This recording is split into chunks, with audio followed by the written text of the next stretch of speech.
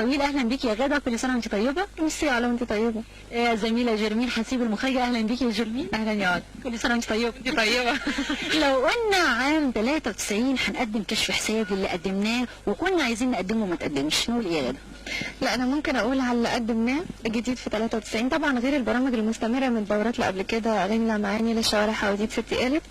الجديد اللي قدمناه كنت انا وانت بقدمه، كانت جرمين المخرجه برضه. كوكتيل الصباح كان الحمد لله برنامج نجح الى حد كبير. اول تجربه اعداد لك يا غاده؟ كان اول مره في الاعداد ومتعب جدا بس ممتع جدا. والحمد لله كان يعني المجموعه كلها متعاونه ومتفاهمه والحمد لله نجح الى حد كبير. فرافيش كان برضه في 93 وبرضه من احمد حسين كان المعد. هو على فكره يعني طبعا انت عارفه بس الساده المشاهدين مش عارفين، هو معد دمه خفيف جدا، كل اللي بيكتبه دمه خفيف. برامجه بتبقى ظريفه جدا. كان مجموعه عمل انا وتغريد الراعي واحمد حسين وهاني فرحات المخرج. كان برنامج جديد وبيتوقف الدوره دي بيحل محله برنامج اخر في الدوره الجديده ان شاء الله. ان شاء الله. نعرف عنه فكره صغيره ولا ايه؟ مفاجاه يعني؟ لا هو مش مفاجأة، هو برنامج برضو أحمد حسين اللي بيعده وهاني فرحات المخرج وأنا بشترك في تقديمه أنا وأنتي. اسمه إيه؟ برنامج هي وأخواتها. بيتناول فكرة سريعة كده، بيتناول المرأة على العصور المختلفة. كان زمان مهيطة الجناح ومستكينة و بعد كده بيتناول أنواع مختلفة من المرأة، المرأة المتحررة، المرأة المستبدة، المرأة الحكيمة، يعني أنواع مختلفة من المرأة. بيتخللوا بقى مواد فيلمية اللي بتؤكد الشخصية اللي احنا بنتكلم عنها. بالنسبة لك يا جرمين اللي حققتيه واللي ما حققتهوش في 93؟ اللي حققته في 93 طبعا اكيد اول حاجه اغاني لها معاني اللي غاده بتقدمه وبتعده هالة محفوظ. في تاني كنت بعمل معاكي طبعا بدون تحيز يا علا. كنت بتعده ايمان السيد.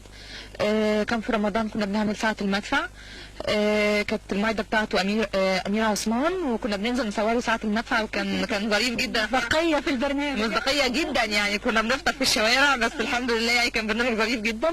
وبس في كوكتيل الصباح طبعا اللي كنا بنعمله احنا الثلاثه مع بعض ومعانا عماد خالد. يعني ده نفسك تحققيه يا جرمين في 93 وما تحققش؟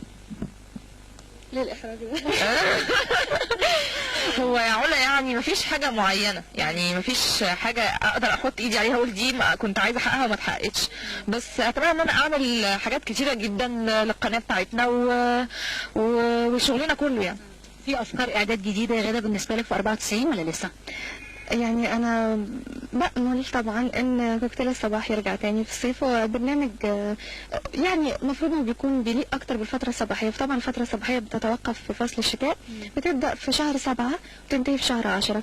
فبتمنى برضو ان كوكتيل الصباح يرجع وهيبقى اعداد ويمكن يكون فيه افكار جديده ان شاء الله بالنسبه لفقراته. اول امنيه بالنسبه لك يا جرمين ان شاء الله في 94 وتتمني يا رب انها تتحقق، ايه هي؟ اول امنيه في 94